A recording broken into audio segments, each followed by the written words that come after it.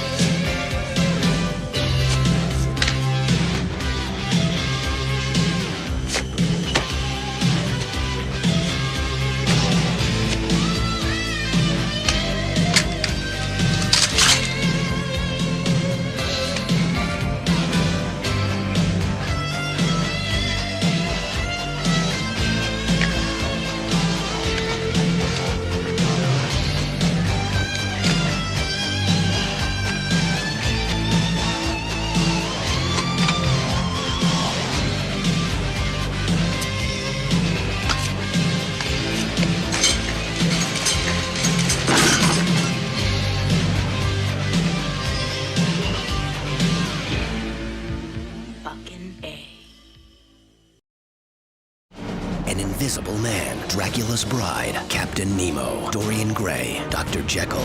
To save the world, Sean Connery must unite the powers of 5 legends into one extraordinary force. Let's put it to the test. The league is set and the game is on. On July 11th, the legends come to life from the director of Blade, Sean Connery, the League of Extraordinary Gentlemen. Rated PG-13. July 11th, only in theaters. This is Matt once again. Welcome back to another review, and this is a request from Albin. It's a Patreon request. Thank you so much for that. If anyone wants to request pretty much any type of videos, reviews, topics, re-reviews, what have you, you can send the request either directly to my PayPal or join my Patreon. Both links are down below in the info box. Now, The League of Extraordinary Gentlemen.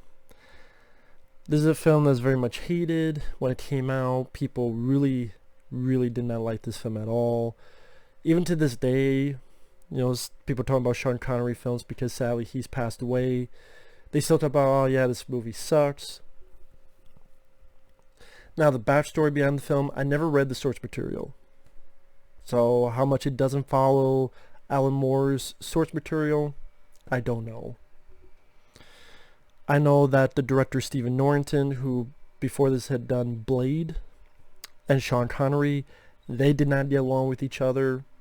Apparently had such a bad experience, or they disliked the final film, or both, that they quit.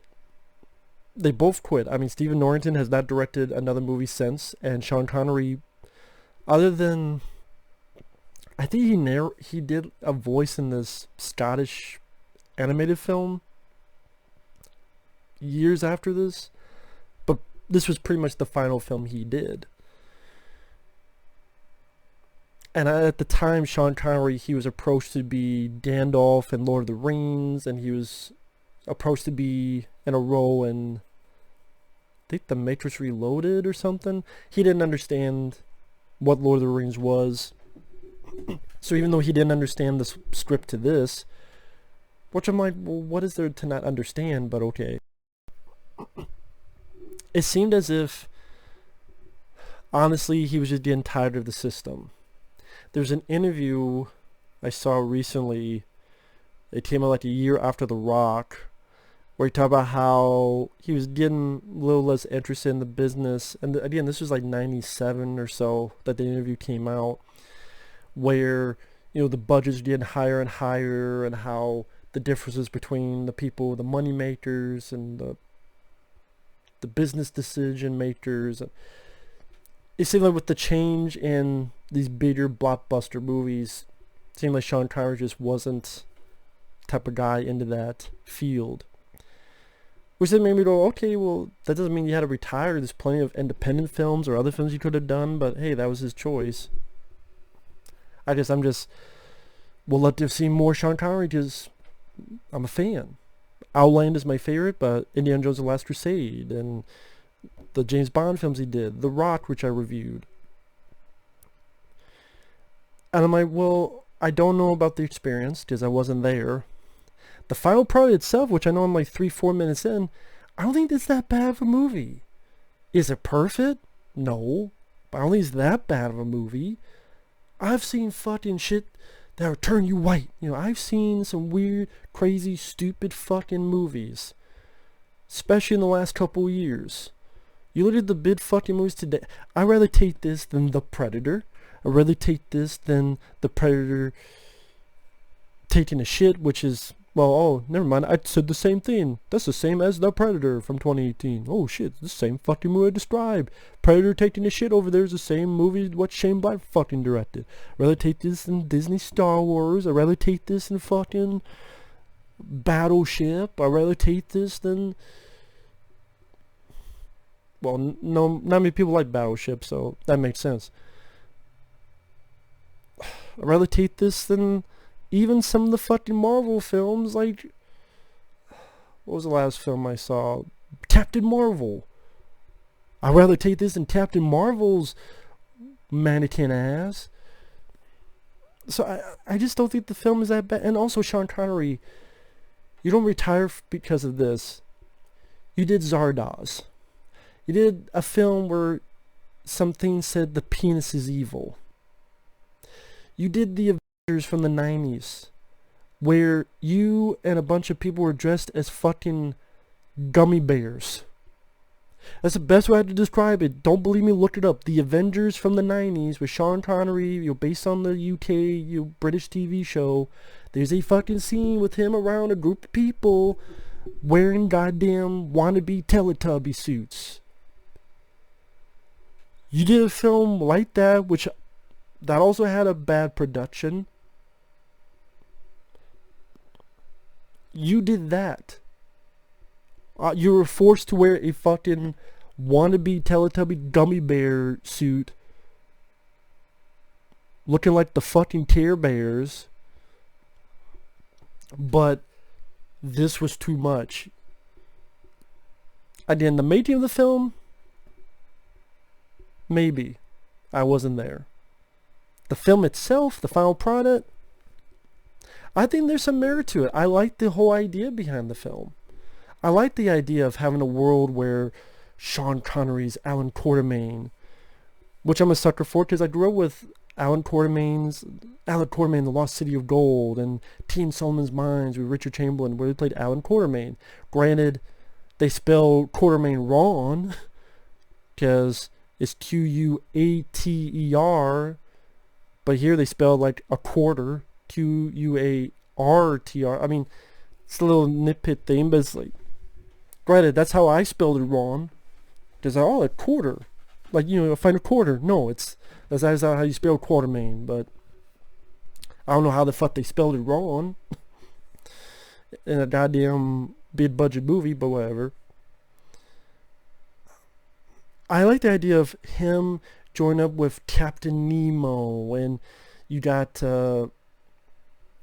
actually Peta Wilson, who was in the TV show La Femme Nikita. She was a vampire, Mira, who had a history with Dracula, and that's how she became this. You had not the Invisible Man, because they couldn't get the rights to it, but they had an Invisible Man. You had Dorian Gray, the guy with the painting, and that's how he gets it. Can I not stutter? Immortality. Agent Tom Sawyer, which they had because they wanted more of an American presence, which I was fine with. And you know what? The guy wasn't that bad who played Tom Sawyer. Don't think he was that bad at all. And I appreciate some of the imagination that was put into this film. The beginning of the film, just a simple fact, the Fox logo turning into a part of the building as it's sliding down, as this takes place in 1899, before the turn of the millennium. And the beginning scene where these cops are trying to stop this tank from running someone over. Well, they try to stop this tank, and the tank does run someone over. And the bad guy has his mask on, he calls himself the Phantom. I'm like, with the... No, not the Phantom with the purple and Billy Zane. This is a different Phantom. And they're blowing up these Hindenburgs, and what they want to do is create war make one, oh, Germany did this, no we didn't, oh, England did this, no we didn't, so play both sides and create a war. And then funny enough, M, James Bond's boss, M, is in this. Not the actors, of course, but the character of M. And then when you find out who that is, I'm like, oh, okay, that's interesting. Because you find out M is also the Phantom, and you also find out they're both Professor Moriarty, you know, Sherlock Holmes' main villain. So I thought it was cool, kind of this combination of all these different type of heroes of and villains of literature coming together. It would have been interesting to see what else they would have done with that. And yes, I will agree some of the CGI does not hold up the best. But when they do stuff practically, it's fairly good. Like when there's a scene where the city of Venice is collapsing. Again, the CGI, no, it does not hold up. Some of the practical, when you see a car actually crashing through real stuff, it works. They get Dr. Jekyll and Mr. Hyde. Mr. Hyde's this big abomination.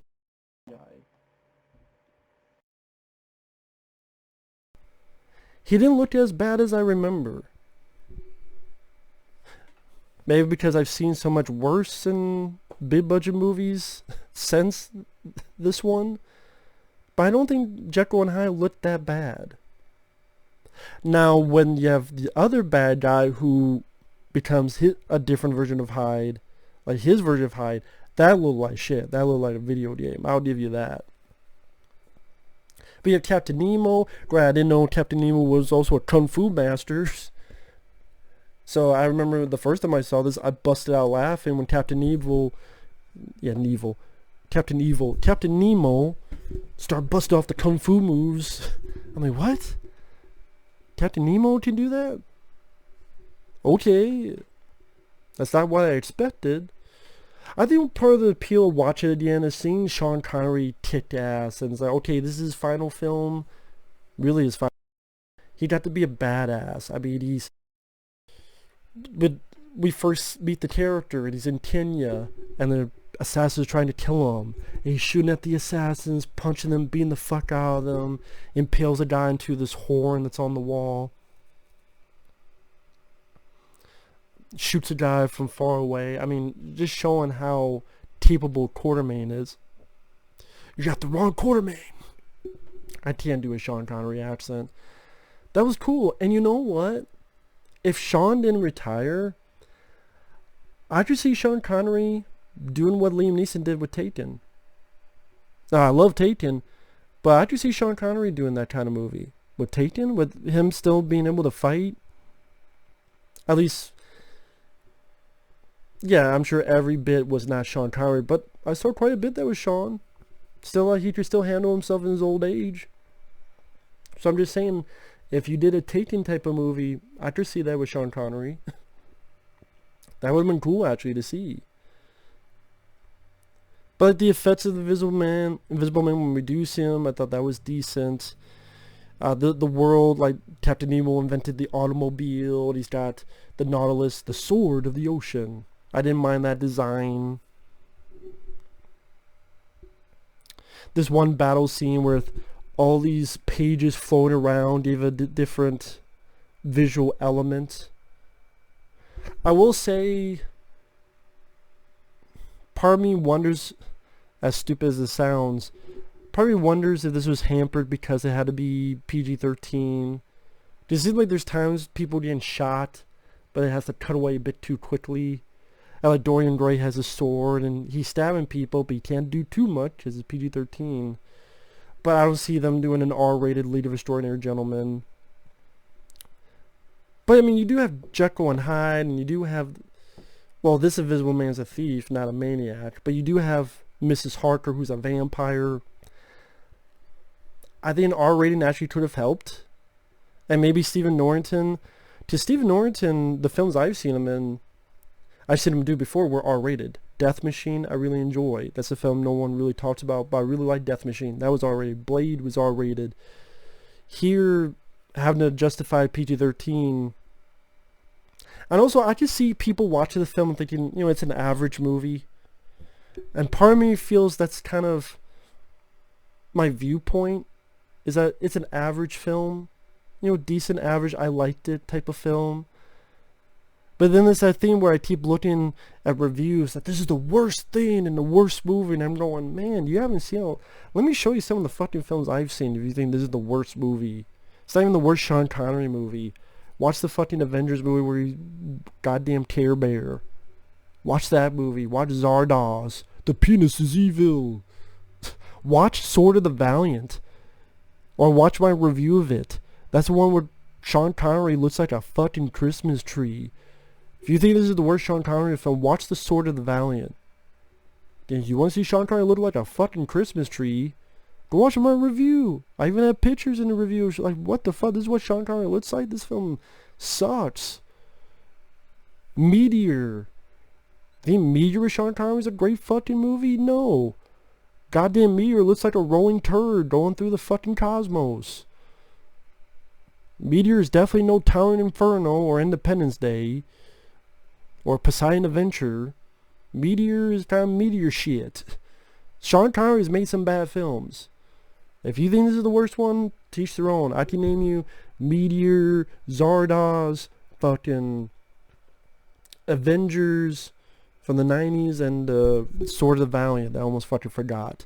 This one, at least it kept at a good pace. I was never bored with the film. And that's, I think, it is a very briskly paced movie. And yeah, I like the idea of all these characters put together. And like how technologically advanced Nemo is, which makes sense based on his source material. The Invisible Man, I actually like the fact that he was a bit of a smart ass and he was a bit of a thief and would fuck with people, including Sean Connery's character. And Sean Connery finds him, he's like, "You get out to you, it's my boot up your ass." That's not how Sean Connery sounds, so I don't know why I made him sound like that, but hey, I can't do accents. Like I said, the CGI is not the best. Like when Venice is, all the bombs underneath are detonating and the city's collapsing. You get a lot of CGI that just doesn't hold up well. I would prefer maybe some models interjected or just something else. I'm not sure how. Or like when she gets her fucking bats to attack people. I also didn't understand the idea of, okay, these bombs hit on Venice, so it's this domino effect, but somehow blowing up this one building will stop the domino effect. I didn't really follow that logic. I'm like, okay.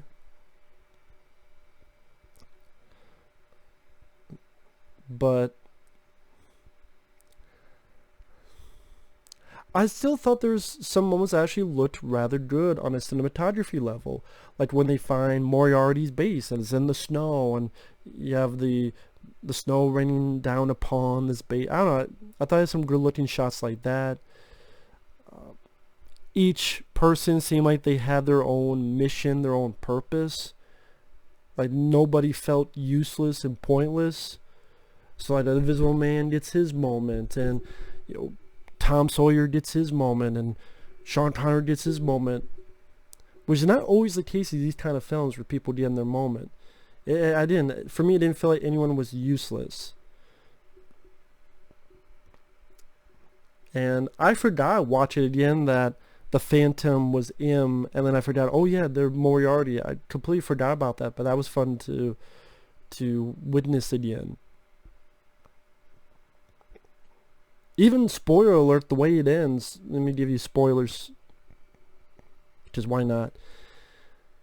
Sean Connery's character died, but he died a noble way. He died saving the Sawyer's character, Tom Sawyer. And there's this legend of he saved this witch doctor's village, so the witch doctor gave him, not a curse, but like a thing of, he will never die. After we'll never let him die. So they bury him, they leave, this witch doctor does his thing, and it goes on the grave with the gun Tom Sawyer left him. Lightning hits it, obviously to set up that in the sequel that was supposed to happen, Sean Connery would and could come back. Which is funny, because even if this was a huge hit, Sean Connery probably would not have come back. Maybe he would have with a different director. Maybe that's what would have happened, but it's kind of weird watching that again, because Sean Connery has passed away.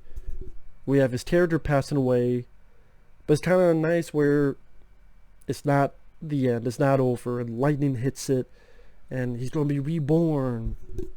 So in a way, it's kind of a nice fitting end for Sean Connery, that, you know, he may be dead, but he won't be forgotten. He'll be reborn in our minds and hearts when we watch his movies, remember him for his James Bond and Indiana Jones' Dad and Don for Red October and Outland and so forth. So salute to Sir Sean Connery.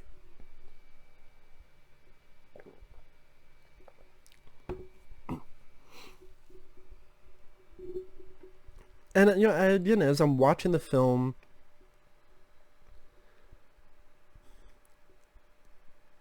I just didn't see anything. I mean, other than, like I said, some of the CGI being meh. I don't see it being that fucking bad of a film. It went at a fast pace. Seeing this clutch of characters were maybe a bit different and unique. I would see the action scenes, they don't stand out to me, but they don't make me want to puke either. For some reason, I remember back in the day thinking that the editing was confusing. I didn't really notice that watch it again. Maybe that's because since then I've seen much worse editing. Taken 2, Taken 3. What the fuck was that movie called with the girl kills someone with a fucking toothbrush? God damn it.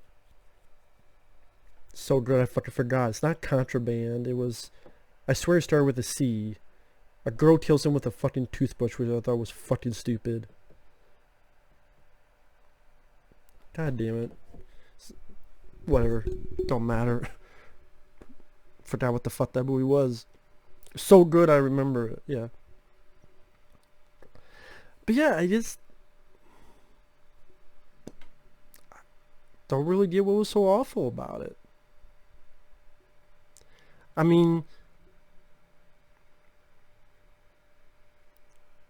I keep harping on the CGI because the bad guy's plan I didn't mind. Some people had a problem with the plan, but Moriarty's plan was that he got, with the help of Dorian Gray, would get samples of each of the extraordinary gentlemen.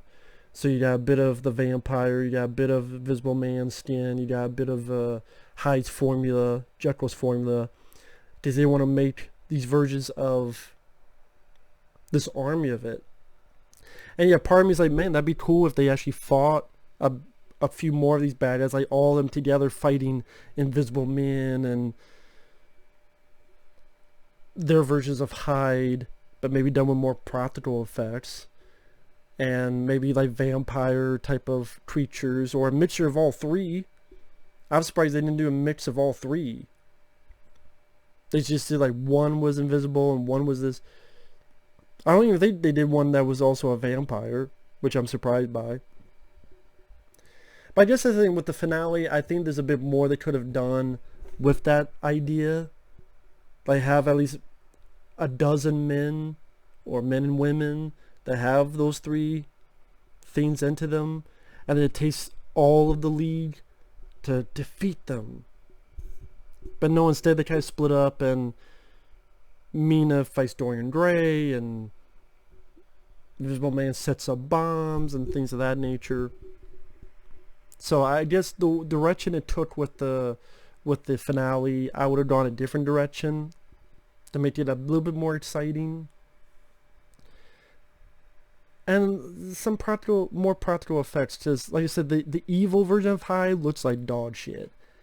It looks like effects that are not finished. But I mean, Sean Connery was a badass. I didn't mind the rest of the cast. Stuart Townsend, I believe, was Dorian Gray. He worked for what he was supposed to be. I forget the guy who played Tom Sawyer. He wasn't that bad. I haven't seen him in too much stuff. The Invisible Man, I didn't mind him being a bit of a wise ass. Peta Wilson is like, wow, cool to see her in something other than the La Femme Nikita TV show. I saw that way back in the day. Long time ago. I'm like, oh shit, that's her. Captain Nemo, granted, again, I didn't know he was a kung fu master. Or whatever the hell he was supposed to be, but it made it interesting, to say the least. Overall, like I said, I don't think it deserves its horrible reputation. I mean, I had more fun with this than The Mummy 3, Tomb of the Dragon Emperor. I had more fun with this than, I'm just naming random films, Sahara with Matthew McConaughey, or some of the blockbusters come out in today's age. You know, I liked the idea, I liked the cast. Sean Connery was a badass, and it was a brisk, fun time waster at the very least. I wouldn't say it's awesome, spectacular. No, it wasn't extraordinary, to be fair, but I don't think it was extraordinarily shitty either. I can name 100 films that are shittier than this without missing a fucking beat. I think that's just me, though. With that said, thanks for watching. We'll see you guys later. Bye-bye.